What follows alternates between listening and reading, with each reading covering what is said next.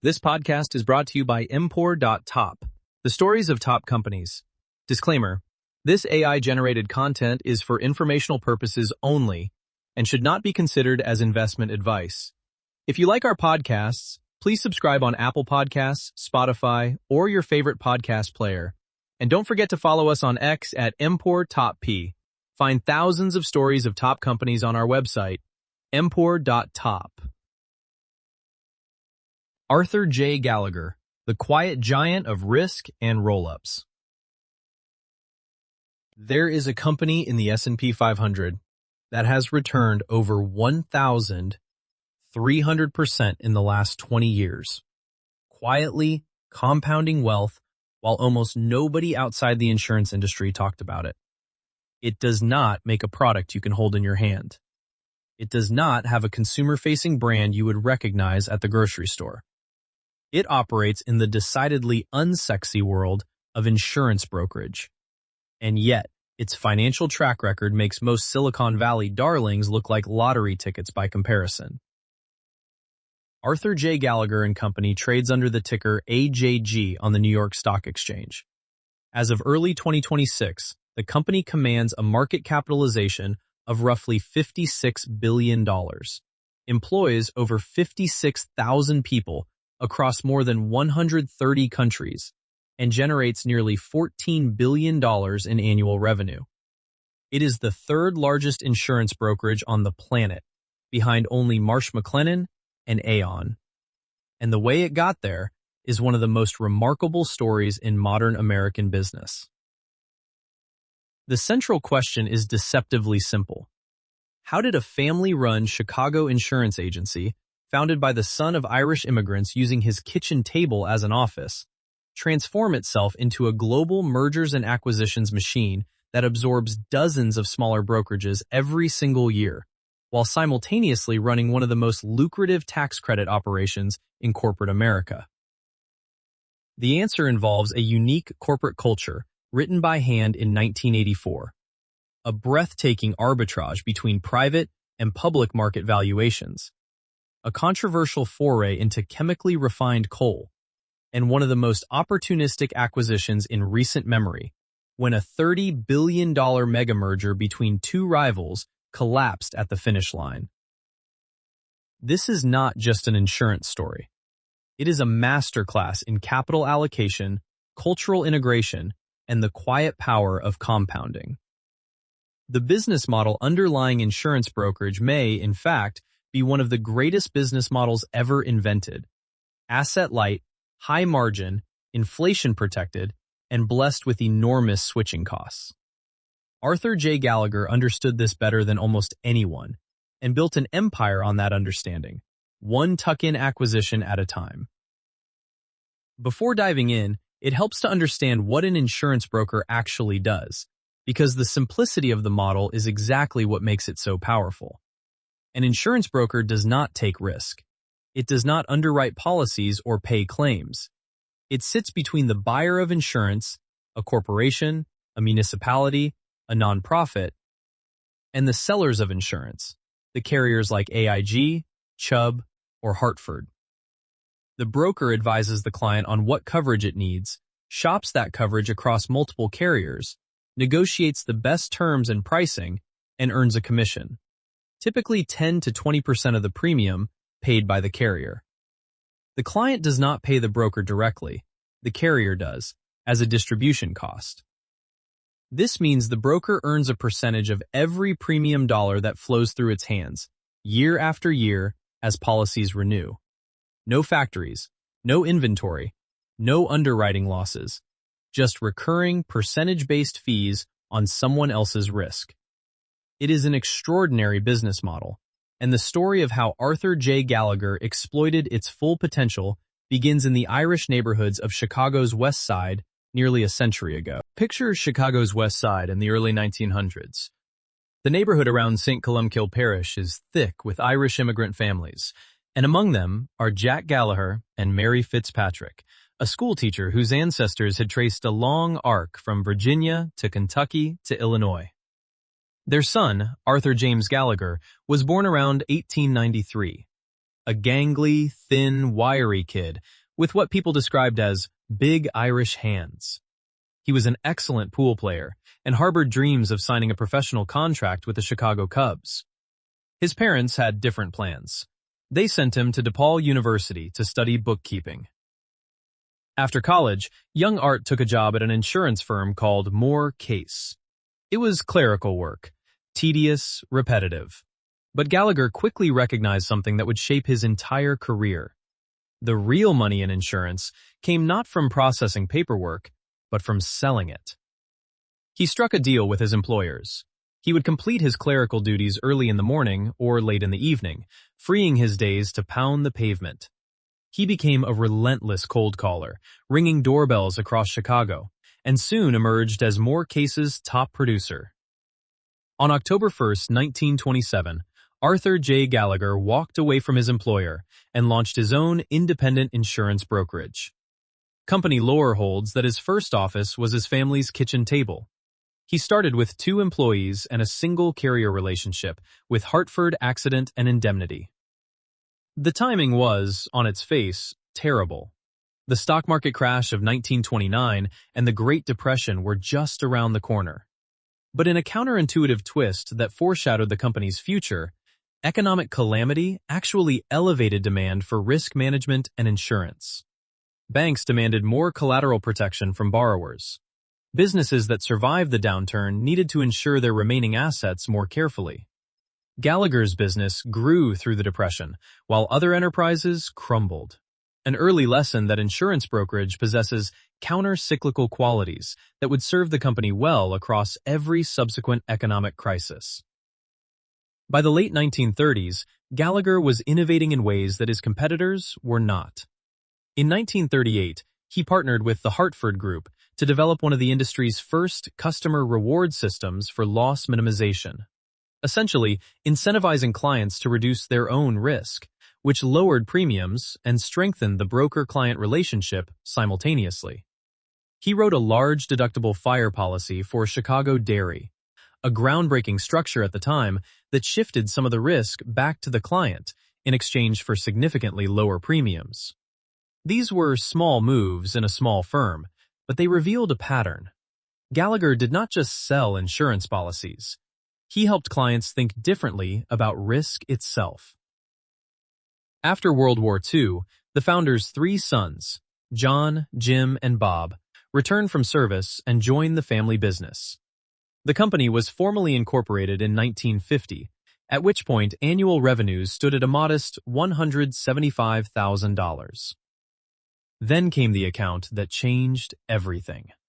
In 1957, Beatrice Foods Company approached Gallagher with a radical proposal: a self-insurance program covering multiple lines of coverage simultaneously. This was revolutionary for its era. Most companies simply bought separate policies for each risk category and hoped for the best. Beatrice wanted a holistic, integrated approach. Winning this account vaulted the firm past competitors, and it directly led to the recruiting of Sterling Bassett, a top claims adjuster whose expertise in managing self-insured programs would become the foundation of an entirely new business line. The 1960s brought a moment of genuine tragedy that paradoxically created one of Gallagher's most significant innovations. In December 1958, a devastating fire at Our Lady of the Angels School on Chicago's West Side killed 92 children and 3 nuns. The disaster horrified the city and the Gallagher family, who had deep roots in the same West Side Catholic community. In response, the company developed what became known as the Bishop's Plan for Self-Insurance, a comprehensive risk management program for Catholic dioceses, underwritten through Lloyd's of London. Rather than simply selling policies, Gallagher designed an entire risk management framework: loss prevention programs, safety inspections, centralized claims handling, and coordinated coverage across every diocese that participated. The plan achieved national adoption and dramatically elevated Gallagher's profile beyond the Midwest. In 1962, Gallagher Bassett Services was formally established to handle claims management for self-insured clients, a pioneering move into third-party administration. Revenue crossed $1 million for the first time in 1968. International expansion began in 1972, with an office in Bermuda, followed by a Lloyd's broker partnership in London in 1974. By the late 1970s, revenue was growing rapidly, from $10 million in 1976 to $25 million just 2 years later, a pace that reflected both organic growth and the increasing sophistication of the firm's service offerings. Through the 1970s and early 1980s, the company steadily expanded its geographic footprint across the American Midwest and into the Sun Belt, adding offices in cities where commercial real estate, manufacturing, and energy industries were booming. Each new office brought new client relationships, and each new client relationship reinforced the firm's reputation as a broker that thought holistically about risk rather than simply shopping for the cheapest policy. The pivotal year was 1984. On June 20th, Arthur J. Gallagher Company conducted its initial public offering and joined the New York Stock Exchange under the ticker AJG.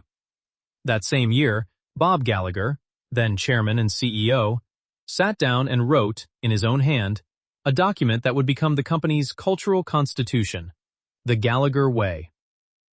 It contained 25 tenets that read less like corporate platitudes and more like the personal philosophy of a man who believed deeply that how you treat people determines how well you do business.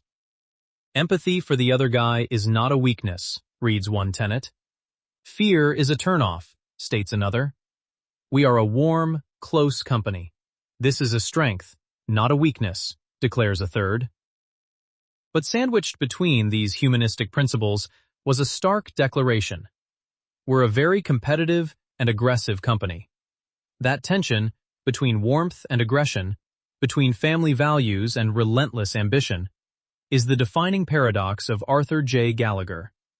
And it explains, perhaps better than any financial analysis, how a company with a family business ethos could execute the most prolific roll-up strategy in insurance history without destroying itself in the process.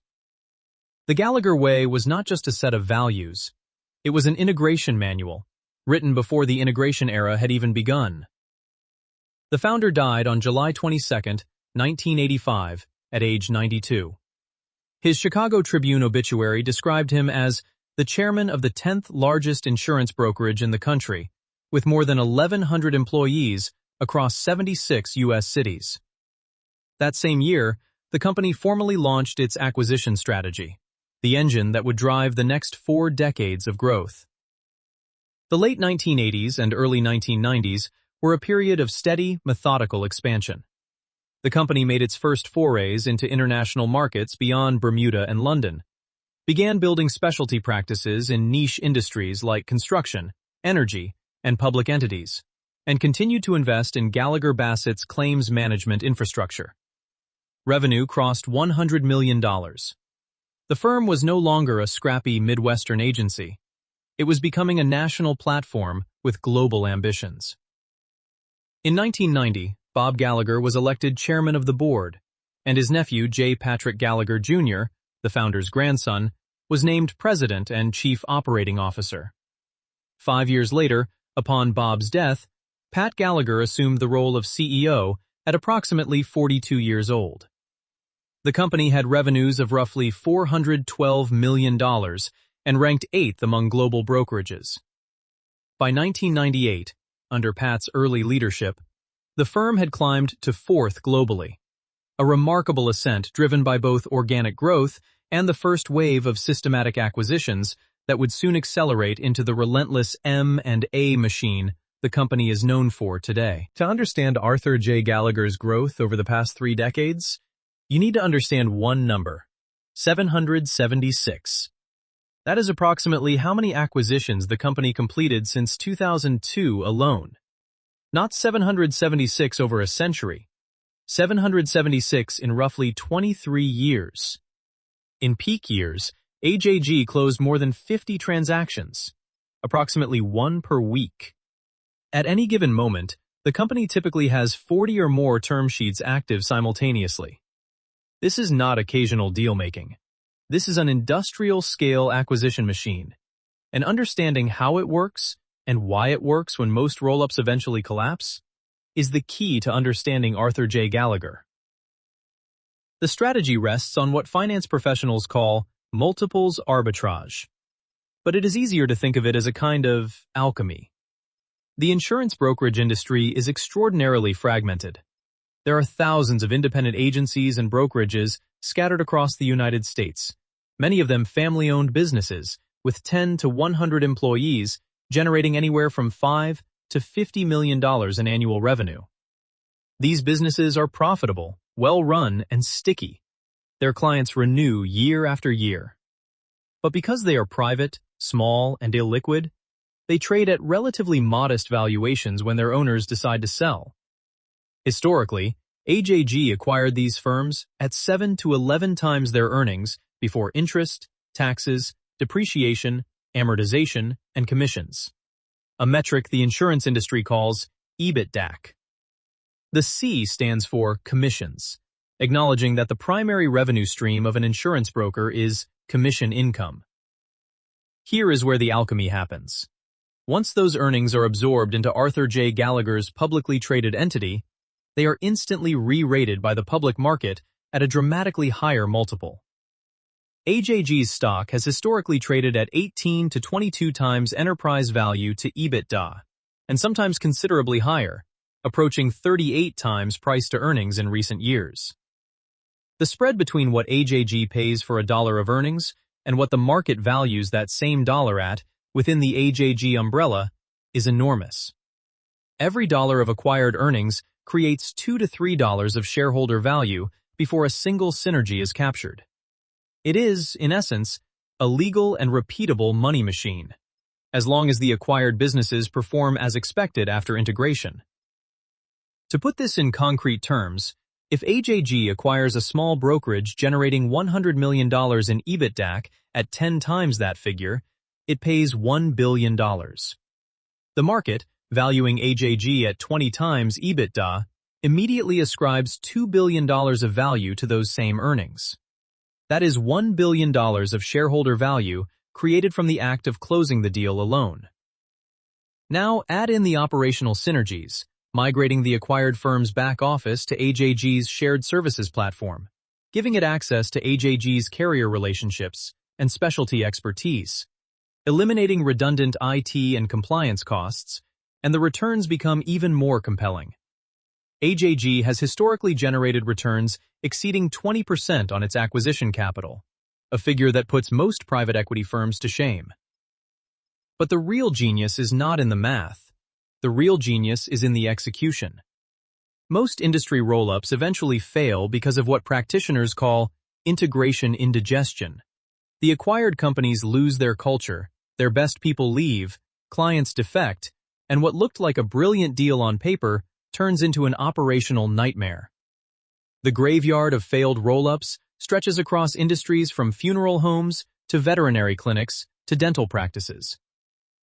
Arthur J. Gallagher largely avoided this fate, and the reason is the Gallagher way. When Pat Gallagher describes his acquisition philosophy, he says something that sounds almost naive. Let's go out and find people that run really good businesses in our industry, and if we like them, let's try to convince them to sell to us and nobody else. But behind that folksy language is a rigorous and distinctive process. The company reportedly spends the vast majority of its due diligence time not on financial modeling, but on cultural fit. Will the acquired firm's leaders embrace the Gallagher way? Will they stay and continue running their business? Do they share the same values around client service and ethical behavior? AJG has walked away from financially attractive acquisitions because the cultural alignment was wrong. A discipline that most serial acquirers abandon under the pressure to hit quarterly deal count targets. When a deal closes, AJG does not gut the acquired firm with layoffs. The acquired firm's leaders typically stay. They retain significant autonomy over their local operations. Their clients keep dealing with the same people they have always dealt with. What changes is the back office.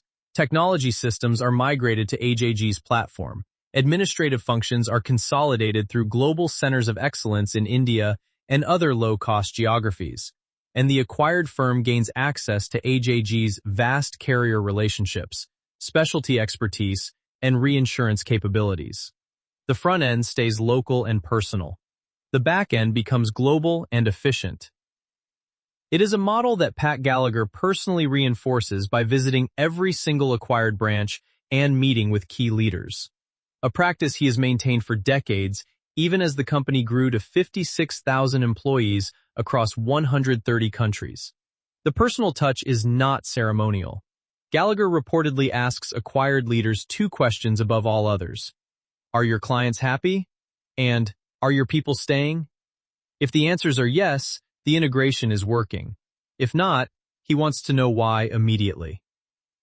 This combination of cultural discipline and operational efficiency has allowed AJG to maintain remarkably high retention rates among acquired producers.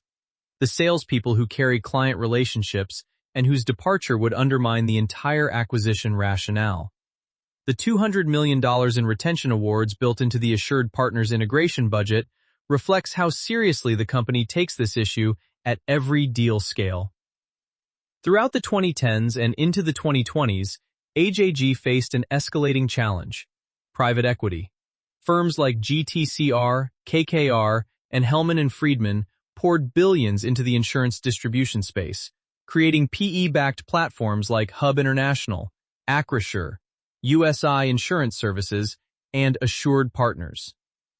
These platforms ran their own aggressive acquisition strategies, competing directly with AJG for the same targets, and driving entry multiples from the historical 8 to 10 times range up to 12 to 15 times. By 2024, PE-sponsored brokers accounted for approximately 87% of total brokerage M&A deal volume. The insurance brokerage M&A market had become a feeding frenzy, with over 3,000 transactions completed in just 5 years. AJG competed by offering something private equity could not: permanence. PE firms operate on fund cycles. They buy, grow, and sell within 5 to 7 years. Agency owners who sold to PE knew that their firm would be flipped again, with all the disruption that entails. AJG offered a forever home. The pitch was straightforward: sell to Gallagher, and your name may change, but your people will stay, your clients will stay, and you will never go through another ownership transition. Combined with its lower cost of capital, investment-grade credit versus PE's leveraged financing, and the genuine operational infrastructure of a 60,000-person global enterprise, AJG remained competitive for the best acquisition targets even as multiples rose across the industry. And then, in December 2024, AJG made the move that stunned the industry. It announced the acquisition of Assured Partners for $13,450 million in cash. Assured Partners was itself one of the largest PE-backed insurance distribution platforms in the country, with approximately $2,900 million in annual revenue, 10,900 employees across 400 offices, and a history of completing more than 500 acquisitions of its own over 13 years. The seller was GTCR, a Chicago-based private equity firm. The deal represented, in effect, AJG buying out an entire rival roll-up in a single transaction, absorbing the accumulated output of Assured Partners' 13-year acquisition spree in one stroke. It was the largest sale of a U.S. insurance broker to a strategic acquirer in the history of the industry. The headline multiple was 14.3 times EBITDAC, a number that raised eyebrows given AJG's historically disciplined approach. But a closer look at the deal structure revealed something far more sophisticated. AJG identified approximately $1 billion in deferred tax assets embedded within Assured Partners' structure, tax shields that would reduce AJG's future tax obligations as it integrated the business. Additionally, the company projected $160 million in expected cost synergies as operations were consolidated.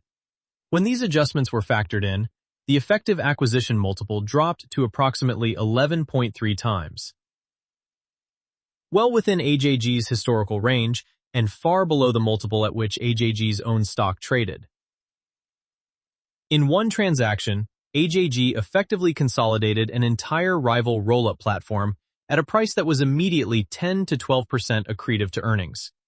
The deal closed on August 18, 2025, after a longer-than-expected regulatory review. By the fourth quarter of 2025, the combined entity was already showing 60 basis points of EBITDA margin expansion, despite the early-stage integration costs. The integration budget of $500 million over 3 years, including $200 million in non-cash retention awards specifically designed to keep Assured Partners' key producers, was significant but manageable for a company generating over $2 billion in annual free cash flow. AJG was not alone in making this kind of move. Within a 12-month window, all 3 of the largest global brokers executed massive mid-market acquisitions. Aon acquired NFP for $13 billion in April 2024. Marsh McLennan acquired McGriff Insurance Services for $7.75 billion in November 2024, and AJG's Assured Partners deal followed weeks later. This synchronized land grab signaled that the global brokers had collectively concluded that buying PE-built platforms was strategically superior to building their own mid-market presence organically, and that the window to do so was closing, as the best platforms were being spoken for. But none of those rival deals matched the financial engineering brilliance of AJG's tax asset structuring, which effectively bought one of the industry's most aggressive roll-up strategies at a meaningful discount to the headline price. To understand this single most transformative deal in Arthur J. Gallagher's history, you have to start with the deal that never happened and the spectacular circumstances of its collapse. In March 2020, Aon plc announced it would acquire Willis Towers Watson in an all-stock transaction valued at approximately $30 billion. Had it closed, the deal would have created the world's largest insurance brokerage, surpassing Marsh McLennan and reshaping the competitive landscape of the industry for a generation. It was the kind of transaction that gets called transformational in press releases, and for once, the word would have been accurate. The U.S. Department of Justice disagreed.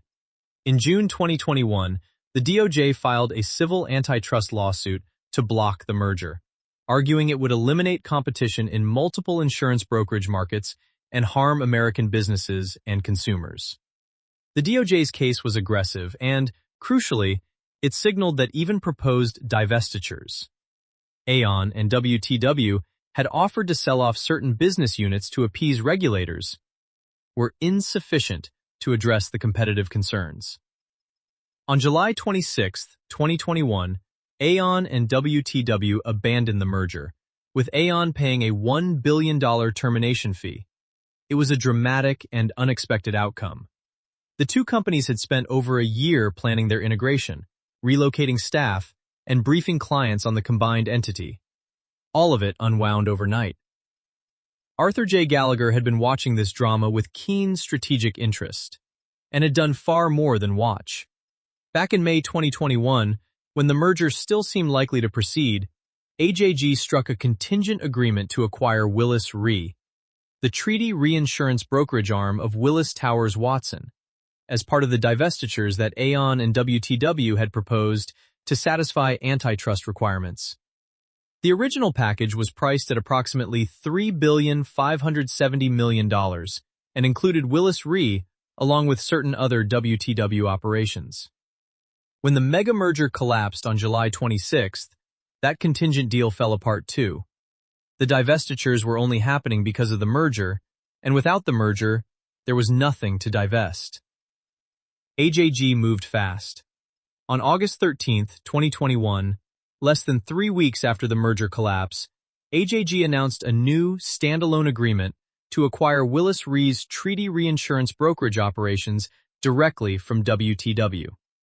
The renegotiated price was $3.25 billion in cash, plus up to $750 million in additional consideration tied to certain third-year revenue targets. The speed of the renegotiation reflected both AJG's preparedness — it had already done extensive due diligence during the contingent agreement period and WTW's motivation to monetize a business unit it no longer needed as a standalone entity. The deal closed on December 1, 2021, and it fundamentally altered what Arthur J. Gallagher was. Before Willis Re, AJG was primarily known as a middle-market retail insurance broker, enormously successful in that segment, but largely absent from the elite world of global treaty reinsurance. To understand why this mattered, consider how the reinsurance market works.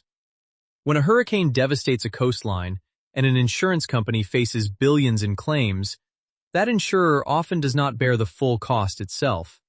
It has purchased its own insurance, called reinsurance, from specialist firms like Munich Re, Swiss Re, and Hanover Re. The brokers who arrange these complex, high-stakes transactions operate in a rarefied world that demands capabilities far beyond standard commercial insurance placement. You need advanced catastrophe modeling, sophisticated computer simulations that estimate the probability and severity of natural disasters across every geography on Earth. You need dynamic financial analysis, the ability to model how different reinsurance structures affect an insurance company's capital adequacy under various stress scenarios. You need deep relationships with a small number of extremely large reinsurers who deploy billions of dollars in capacity. And you need a global presence, because reinsurance is an inherently international market, where a hurricane in Florida generates claims payments flowing from London, Zurich, Munich, and Bermuda simultaneously. Willis Re brought all of this and more. The acquisition added approximately 2,400 reinsurance broking professionals operating from more than 70 offices across 31 countries, with roughly $1 billion in annualized reinsurance revenue. Overnight, the newly christened Gallagher Re leaped from 5th to 3rd among global reinsurance brokers, behind only Guy Carpenter, a Marsh McLennan subsidiary, and Aon Reinsurance Solutions. The specialized expertise that came with Willis Re in catastrophe modeling, aviation risk, cyber reinsurance, mortgage reinsurance, and life reinsurance gave AJG technical capabilities it had never possessed. The strategic implications extended far beyond the revenue contribution. These new capabilities opened doors to client relationships that had previously been inaccessible. A large multinational corporation might now use AJG for its primary insurance program and Gallagher Re for its captive reinsurance placement, creating cross-selling opportunities that deepened relationships and dramatically increased switching costs. An insurance carrier that placed reinsurance through Gallagher Re was also more likely to offer favorable terms when AJG's retail brokers placed primary insurance business with that same carrier. The flywheel effect was powerful and multi-directional. Before Willis Re, conversations about the Big Three global brokers meant Marsh McLennan, Aon, and WTW. After Willis Re, and especially after the subsequent mega deal discussed earlier, those conversations increasingly included Arthur J. Gallagher. The company graduated from being a very large U.S. broker to being an undeniable global superpower. AJG's stock roughly doubled in the years following the Willis Re acquisition, as the market recognized the transformative potential of the deal. Gallagher Re expanded aggressively into Asia, opening or strengthening offices in Japan, China, Vietnam, and South Korea, markets where reinsurance demand was growing rapidly due to increasing natural catastrophe exposure and the maturation of local insurance markets. In 2025 alone, global natural catastrophe losses reached approximately $105 billion, driving intense demand for exactly the kind of sophisticated reinsurance solutions that Gallagher Re provided. The Willis Re acquisition was, in retrospect, one of the great opportunistic deals in modern corporate history. It only became available because of a regulatory intervention that few anticipated. AJG was positioned to act because of the contingent agreement it had already negotiated, and it had the financial capacity and strategic vision to close a multi-billion-dollar deal in a matter of months. Luck played a role. You cannot plan for a $30 billion merger to collapse, but preparation and decisiveness made the luck matter. The deal also illustrates a broader truth about AJG's strategic opportunism. The company does not initiate industry-shaping events. It does not lobby for regulatory change or engineer competitive disruptions. Instead, it positions itself to move rapidly when others stumble, a doctrine of patient aggression that has served it extraordinarily well across multiple deal cycles. The Willis Re acquisition was the purest expression of that doctrine, and it was this deal, more than any other, that turned the quiet Midwestern roll-up into a global reinsurance powerhouse, paving the way for the even bolder move that followed 3 years later. Every great company has a business that outsiders overlook. Arthur J. Gallagher has 2 of them, and together they quietly underwrote the company's growth for decades. Hidden Engine 1. Gallagher Bassett. When most people think about Arthur J. Gallagher, they think about the brokerage business, the deal-making, the acquisitions, the carrier relationships. What they often overlook is Gallagher Bassett, the company's risk management segment and one of the largest third-party administrators in the United States. To understand what Gallagher Bassett does, imagine you are the CFO of a large corporation, say, a national restaurant chain with 30,000 employees across 500 locations. Workers' compensation claims are a constant reality. Slips, burns, strains, and the occasional serious injury.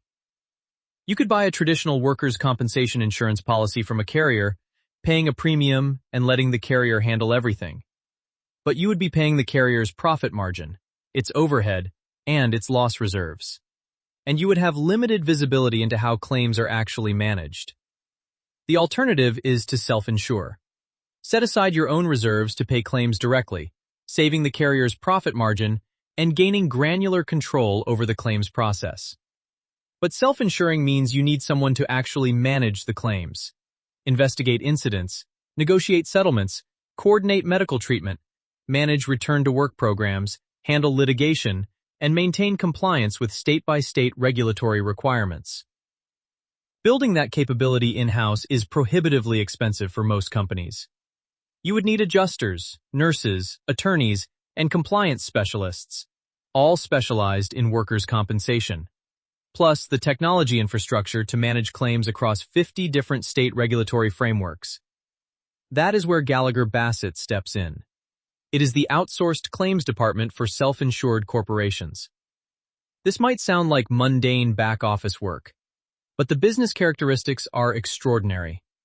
Once a corporation integrates Gallagher Bassett's claims management systems into its operations, connecting incident reporting workflows, compliance tracking, employee benefits administration, return-to-work protocols, and legal coordination, the cost and disruption of switching to a competitor is enormous. Every client-specific protocol, every state-specific compliance workflow, every relationship between Gallagher Bassett's adjusters and the client's managers has to be rebuilt from scratch if they switch. Client relationships in the TPA business last for decades. Retention rates regularly exceed 90%. The revenue is fee-based and recurring, largely insulated from insurance pricing cycles. In fiscal year 2024, the risk management segment generated approximately $1,450 million in revenue with an adjusted EBITDAC margin of roughly 21%.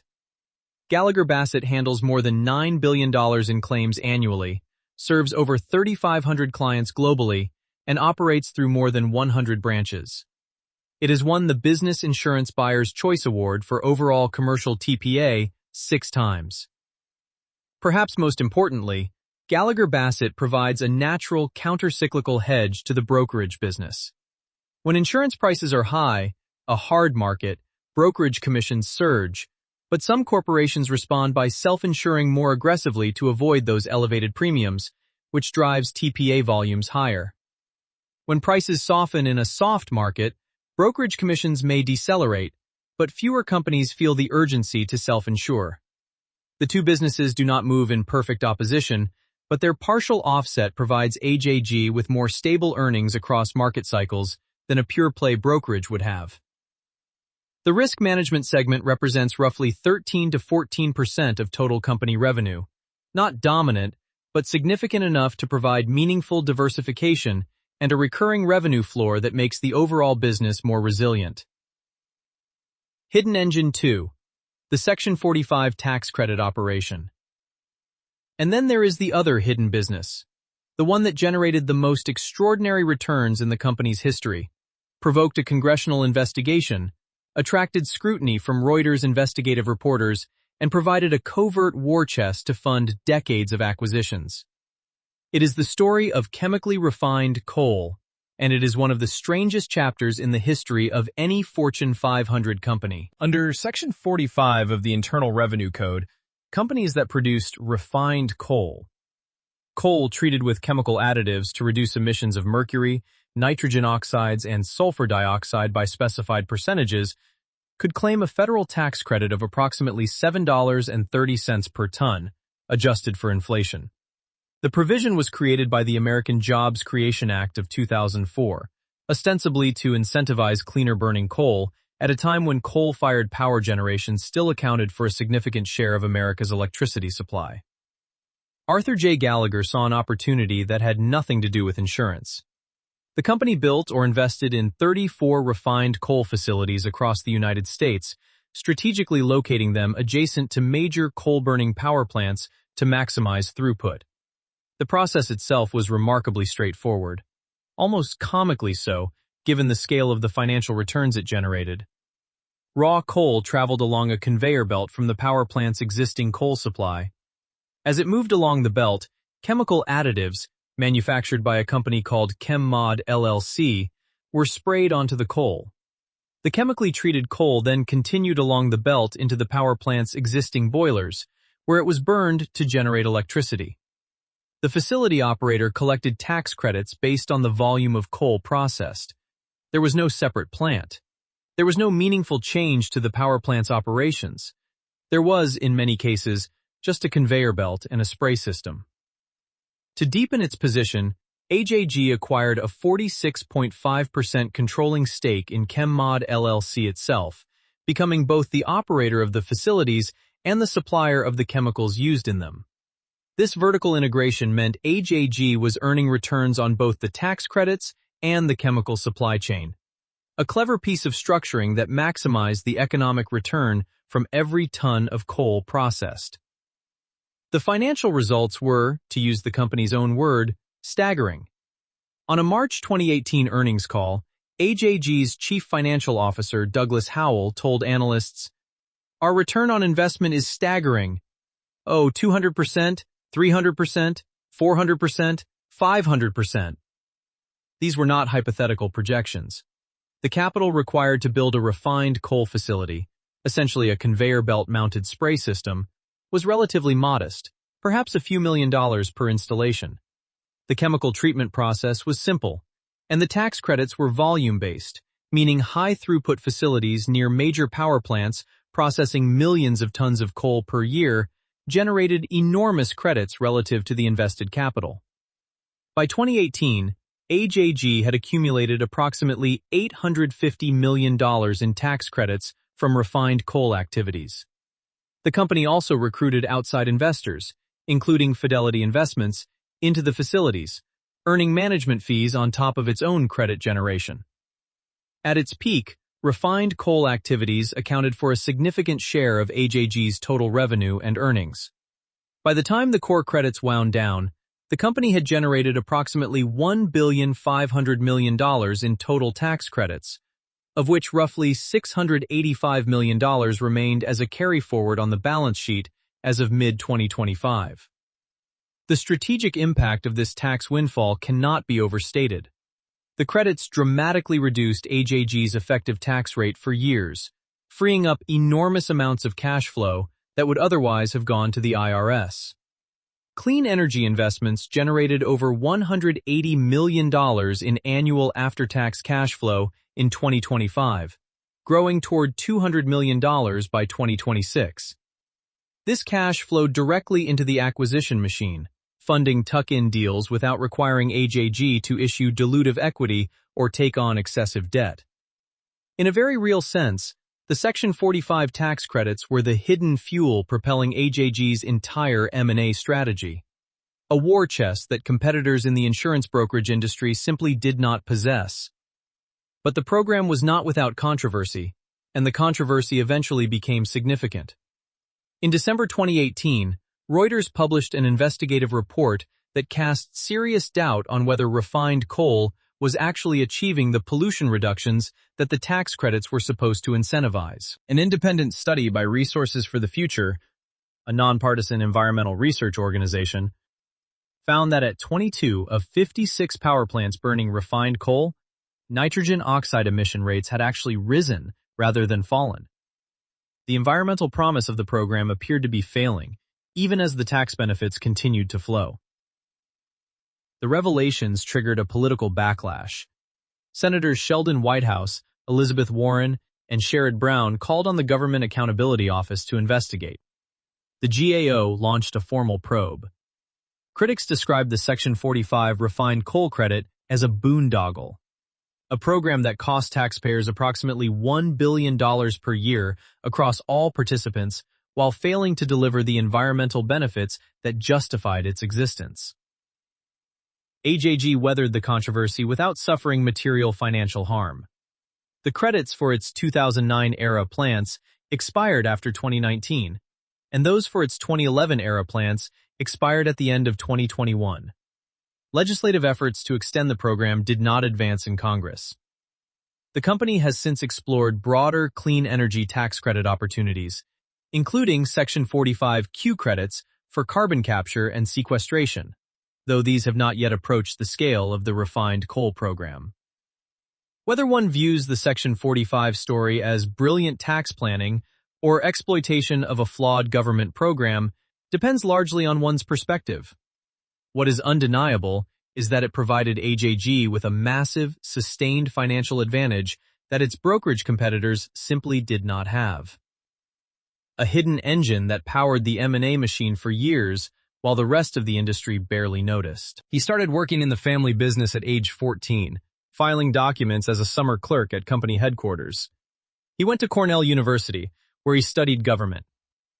Not business, not finance, not actuarial science. And joined the Psi Upsilon fraternity. He returned to the family firm in 1974 as a production account executive, essentially a salesperson, and one of his early accomplishments was landing the Cornell University insurance account, turning his alma mater into a long-term client. He was elected to the board of directors at age 33. And in January 1995, at approximately 42 years old, J. Patrick Gallagher Jr. became the chief executive officer of Arthur J. Gallagher & Company. Over the next 3 decades, he transformed the company from a $400 million Midwestern brokerage into a $14 billion global enterprise. The stock delivered total returns that nearly tripled the S&P 500 over any meaningful time horizon. Approximately 571% over 10 years and over 1,370% over 20 years. Under his leadership, the company completed more than 500 acquisitions, expanded from 3,700 employees to over 56,000, and climbed from 8th to 3rd in the global brokerage rankings. The revenue compounded at a rate that turned every $10,000 invested in AJG stock at the time of his appointment into well over $100,000 by 2026. How does someone manage a conglomerate of that scale while retaining the intimacy and loyalty of a mid-sized family agency? Part of the answer lies in Pat Gallagher's personal approach. He describes the firm not as an insurance brokerage, but as a sales organization that happens to sell insurance. He personally visits every acquired branch. He knows producers by name. On earnings calls, he speaks with the informality and confidence of a man who genuinely enjoys the business he runs. Peppering financial presentations with references to individual client wins, specific producer achievements, and detailed commentary on local market conditions that most CEOs of his stature would delegate to divisional heads. He has cultivated a reputation for warmth and accessibility that seems impossible given the size of the organization, and yet employee surveys and industry recognition suggest it is genuine. He received a Business Insurance Lifetime Achievement Award in 2022 and was inducted into the Chicago Business Hall of Fame in 2025. People who have worked with him describe a leader who remembers names, follows up on personal details, and creates an environment where employees feel they are part of something more meaningful than a corporation. In an industry where the largest firms often feel impersonal and bureaucratic, this personal touch is a genuine differentiator. And it starts at the top. The other part of the answer lies in incentive alignment. And here, the numbers tell a compelling story. Pat Gallagher's total compensation in 2024 was approximately $17,450,000. His base salary was $1,300,000, just 7.5% of total compensation. The remaining 92.5% was performance-based and equity-linked, a cash bonus tied to adjusted revenue growth and adjusted EBITDA growth, stock options that vest over 3 to 5 years, and performance stock units tied to 3-year adjusted EBITDA per share growth. In 2024, the Compensation Committee increased his annual incentive target from 225% to 265% of salary, and his long-term incentive target from 435% to 500% of salary. The message embedded in that structure is unambiguous. The CEO's wealth is overwhelmingly determined by whether the company performs for shareholders. Beyond annual compensation, Pat Gallagher holds approximately 908,000 shares of AJG stock, worth roughly $200 million to $237 million at recent prices. This represents about 0.3 to 0.4% of shares outstanding, a seemingly small percentage for a founding family member, but an enormous absolute dollar amount that ensures the CEO's personal wealth rises and falls with the stock price. He also maintains significant deferred compensation balances, totaling over $70 million. The broader Gallagher family's stake is approximately 1% of shares outstanding, though this is modest in percentage terms. Inevitable, after 4 decades as a public company. The family's continued presence in the top leadership positions provides a cultural anchor that transcends ownership percentages. Pat's brother, Thomas J. Gallagher, was named president of the company in January 2024. Pat's son, Patrick M. Gallagher, was simultaneously appointed executive vice president and chief operating officer. 2 additional sons work as producers in the brokerage division. The 4th generation is entering leadership roles, and the succession framework is unmistakably a family affair. This creates an unusual dynamic for a company of AJG's size. It is overwhelmingly institutionally owned. Nearly 89% of shares are held by institutional investors, including Vanguard, BlackRock, and State Street. And yet, it operates with the cultural DNA of a family business. The Gallagher way still physically sits on the desks of employees across the organization. Pat Gallagher has been the guardian of this culture for 3 decades.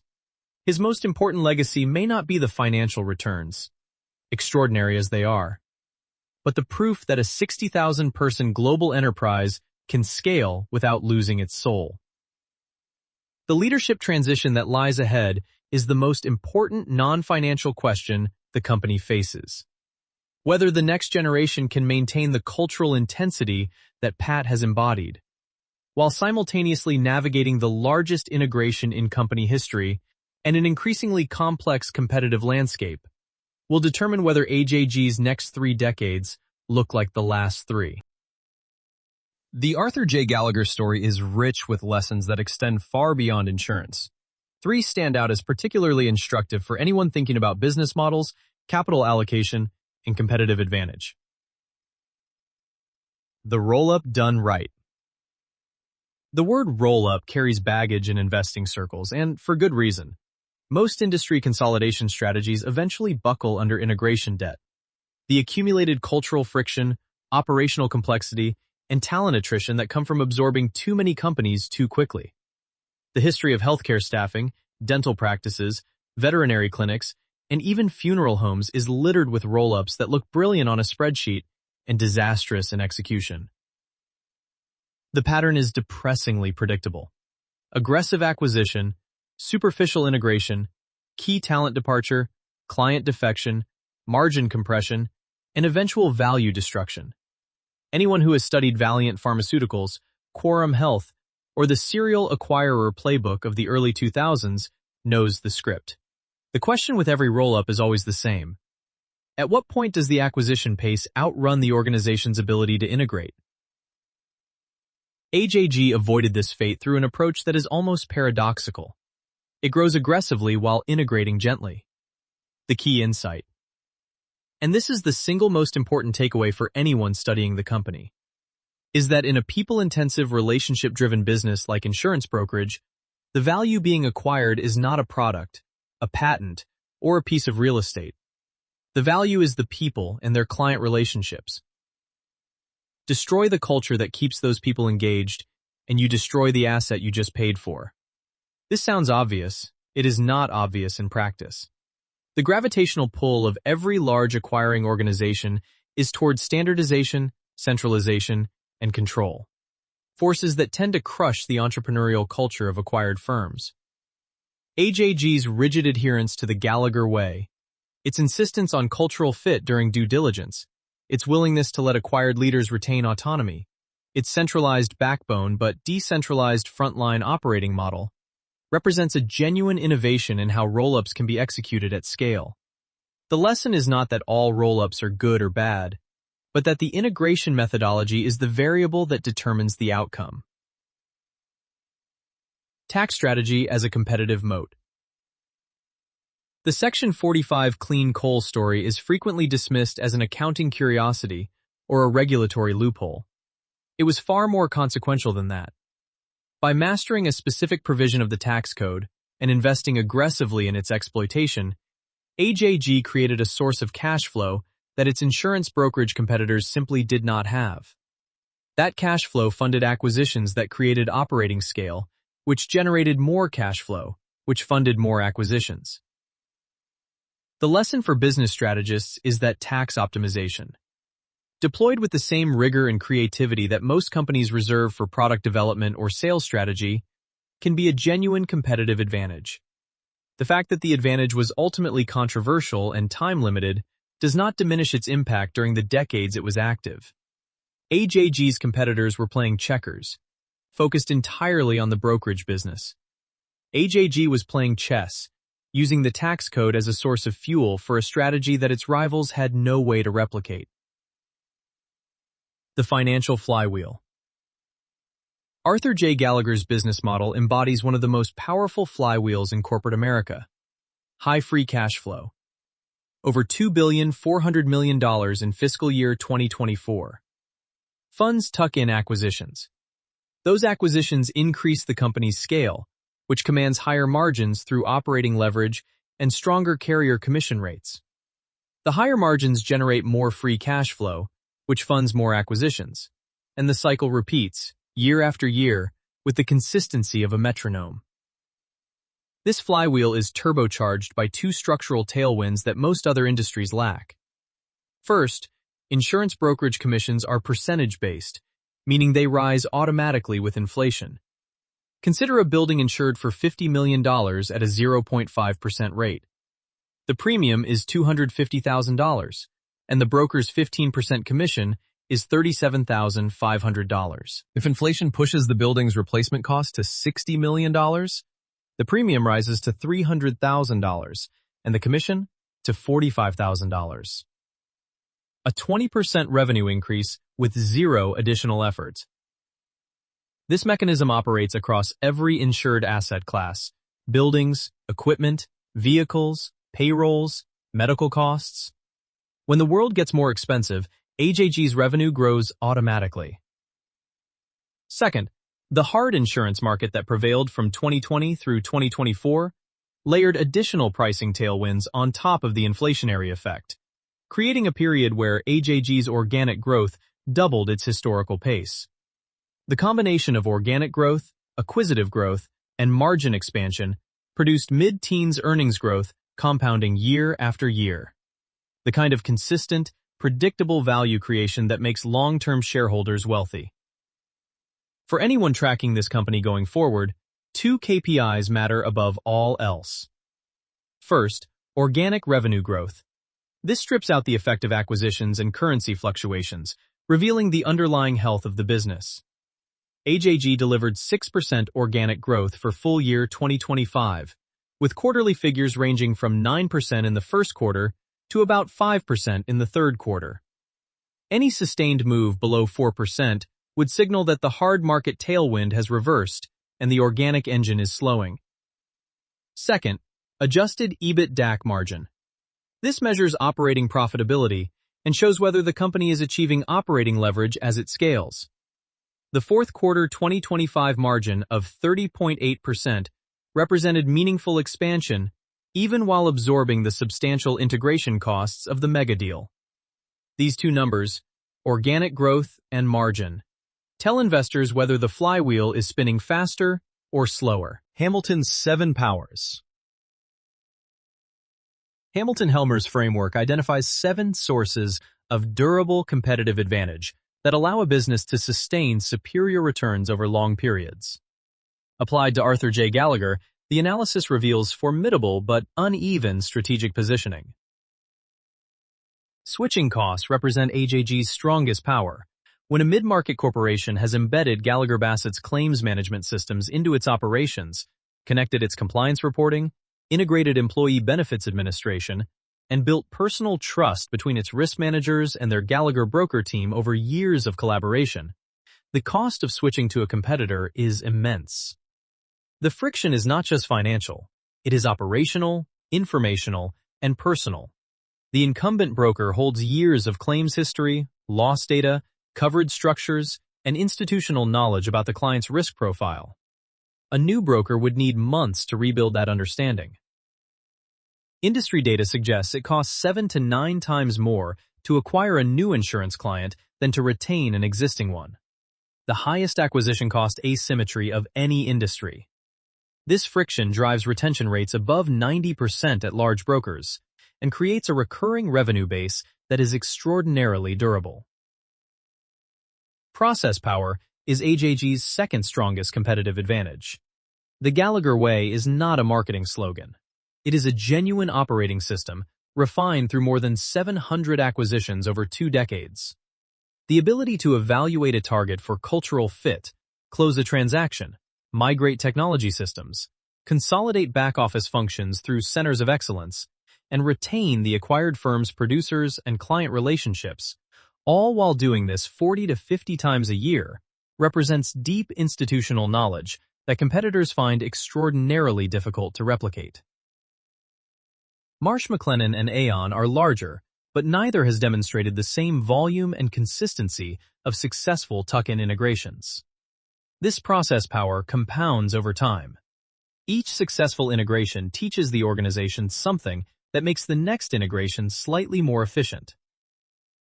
Scale economies matter, but are less dominant than in technology businesses.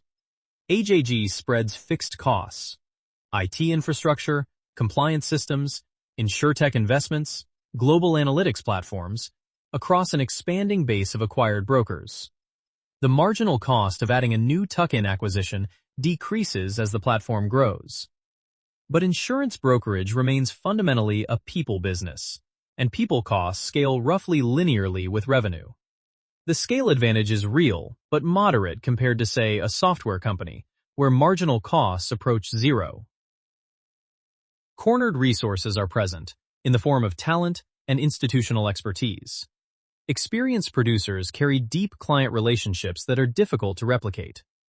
A top producer at AJG might personally manage 50 to 100 client relationships, generating tens of millions of dollars in annual commission revenue. And those relationships are often personal enough that the client would follow the producer if they left. AJG's M&A team represents institutional capital that cannot be hired away in bulk. And the catastrophe modeling and capital modeling capabilities acquired through Willis Re give Gallagher Re technical resources that few competitors possess. Network effects, counterpositioning, and branding are the weakest powers in AJG's arsenal. Insurance brokerage does not exhibit true network effects, where each additional participant makes the platform more valuable for others. AJG's approach is distinctive, but does not represent classic counterpositioning, where incumbents cannot respond without damaging their existing model. Branding matters for large multinational accounts, but is secondary to relationships in the mid-market. Porter's 5 Forces. The insurance brokerage industry is structurally one of the most attractive in financial services, and a 5 Forces analysis explains why. Threat of new entrants. Low. Building carrier relationships takes years. Licensing requirements vary across jurisdictions. Trust-based corporate relationships cannot be replicated quickly. The insurtech movement's attempt to disintermediate brokers largely failed. Poster children like Lemonade, Hippo, and Root either struggled toward profitability or pivoted to using traditional agents after initially trying to bypass them. The surviving insurtechs repositioned as technology enablers for brokers, rather than replacements. A validation, not a threat, to the incumbent model. Supplier power. Carriers. Moderate to low. Carriers depend on brokers for distribution, and large brokers like AJG can direct billions in premium toward or away from specific carriers. With hundreds of carriers competing in most lines, no individual carrier has significant leverage over a broker of AJG's scale. The exception is in specialty or distressed lines where carrier capacity becomes scarce, temporarily shifting power to suppliers. Buyer power. Moderate. Large multinational corporations can run competitive broker reviews and negotiate fee-based arrangements, but mid-market and small business clients, AJG's traditional sweet spot, lack the expertise to go direct to carriers. Switching costs further constrain buyer power even among the largest accounts. Threat of substitutes. Very low. Self-insurance is a partial alternative but still requires broker advisory services. The more credible long-term threat is big tech entering insurance distribution. But commercial insurance complexity and regulatory barriers provide significant protection for years to come. Competitive rivalry. High, but manageable. Marsh McLennan, Aon, WTW, Brown & Brown, and AJG compete intensely for large accounts, but the market is large enough. Roughly $140 billion in the U.S. alone. That all major players grow simultaneously. 90+% renewal rates mean most competitive battles occur for new accounts, not the existing book of business. The net assessment across all 5 forces is that insurance brokerage is one of the most structurally attractive industries in financial services, which explains why the top brokers consistently generate returns on capital that exceed their cost of capital by wide margins, and why private equity has poured billions into the space over the past decade. The bear case. The most compelling bear argument centers on what happens after the mega deal. AJG absorbed the largest acquisition in its history, and the integration is still in its early stages. Assured Partners was built through rapid, PE-style inorganic growth with a decentralized structure. Integrating 10,900 employees across 400 offices into the Gallagher way is qualitatively different from absorbing a small agency. Key producer retention, client defection, and cultural friction are all elevated risks. The projected synergies must be delivered. Failure would weigh on the stock. Beyond integration risk, there is the question of M&A pipeline exhaustion. With the largest independent platforms now spoken for, Assured Partners, NFP, and McGriff, all acquired within 12 months, the remaining pipeline consists of smaller agencies. The era of transformative deal-making may be over, leaving AJG dependent on organic growth in an environment where the hard insurance market appears to be moderating. Property rates declined approximately 5% in 2025, while casualty rates rose about 6%. A mixed picture that could compress organic growth from the 6 to 9% range toward 3 to 4% if the pricing cycle turns more broadly. The valuation carries its own risk. AJG trades at roughly 36 to 37 times trailing earnings, a premium that reflects the market's confidence in the compounding algorithm, but also leaves little room for execution missteps. The stock already corrected approximately 34% from its all-time high of $346 reached in June 2025. If growth decelerates further, multiple compression could amplify downside from current levels. The bull case. The bull case rests on the extraordinary durability of the compounding algorithm. AJG delivered roughly 727% total returns over 10 years versus the S&P 500's 260%, nearly 3 times the benchmark. The formula: approximately 6 to 7% organic growth plus 5 to 8% acquisitive growth plus margin expansion has produced mid-teens earnings growth with remarkable consistency. 16 consecutive quarters of double-digit revenue growth speak to an engine that shows no sign of stalling. The inflation hedge is perhaps the most underappreciated element. Commission-based revenue is percentage-linked to premiums, which are linked to insured values, which are linked to replacement costs. This three-layer compounding means AJG's revenue grows automatically in inflationary environments, with zero additional effort required. Gallagher Re's expansion into global reinsurance represents a significant and still maturing growth opportunity. Natural catastrophe losses reached $105 billion in 2025, and the geographic push into Asia targets markets where reinsurance penetration is growing rapidly. Specialty lines: cyber insurance, ESG-linked products, climate risk coverage are growing at 30% or more annually, representing high-margin growth where AJG's specialist teams are well-positioned. If the mega deal integration executes successfully, the combined entity will possess significantly more carrier leverage, deeper cross-selling opportunities, and a scale advantage in U.S. retail that few competitors can match.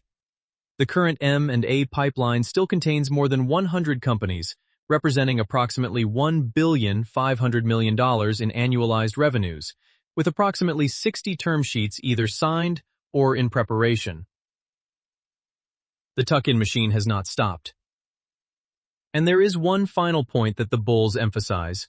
Insurance brokerage has no technological obsolescence risk in any conventional sense. The product, risk advisory and placement, does not get disrupted the way physical goods or media distribution does. As long as businesses face risks, they will need brokers.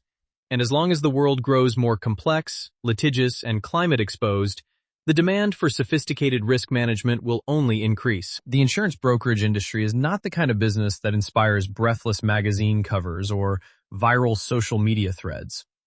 It does not lend itself to dramatic narratives about visionary founders disrupting staid industries with breakthrough technologies.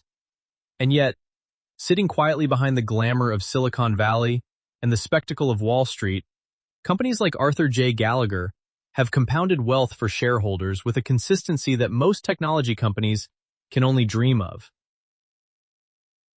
The future holds genuine uncertainties. Artificial intelligence is beginning to reshape insurance underwriting, with AI adoption in the sector expected to jump from 14% to 70% within the next few years.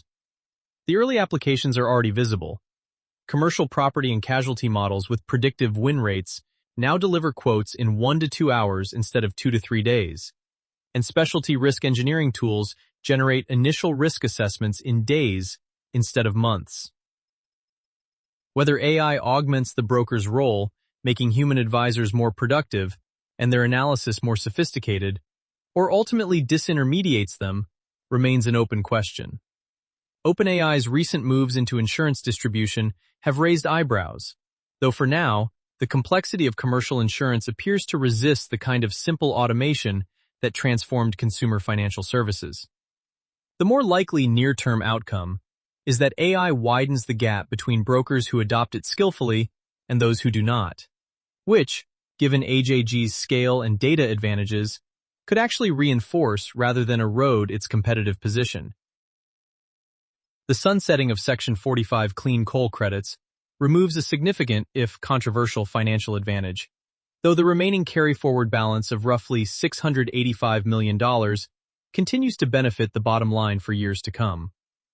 And the private equity landscape continues to evolve, with new platforms emerging to replace those that the global brokers have absorbed. What is not uncertain is the quality of the underlying business model.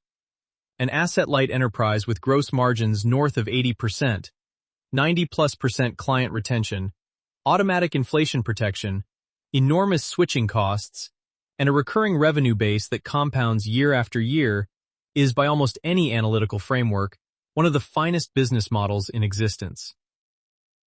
Consider the journey in raw numbers. From a kitchen table in 1927 to $175,000 in revenue at incorporation in 1950, to $1 million in 1968, to $25 million by 1978, to $412 million when Pat Gallagher took over as CEO in 1995, to nearly $14 billion in 2025. Each stage of that growth built on the one before it, and the flywheel spun a little faster with each revolution. Arthur J. Gallagher understood the power of this model nearly a century ago when he started ringing doorbells across Chicago.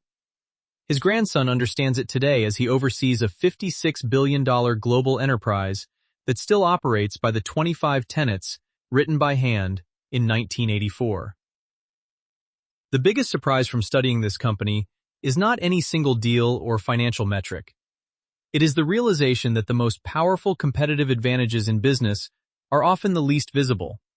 A culture that scales without cracking, a tax code mastered with the same creativity others apply to product innovation, and a financial flywheel that spins faster with each revolution, converting free cash flow into acquisitions, acquisitions into scale, and scale into higher margins and more free cash flow, endlessly compounding. Arthur J. Gallagher did not build a quiet giant by making noise. It did it by making the same disciplined moves, decade after decade, while the world looked elsewhere. This podcast is brought to you by Import.top, the stories of top companies. Disclaimer, this AI-generated content is for informational purposes only and should not be considered as investment advice. If you like our podcasts, please subscribe on Apple Podcasts, Spotify, or your favorite podcast player, and don't forget to follow us on X at Import.p. Find thousands of stories of top companies on our website, Import.top.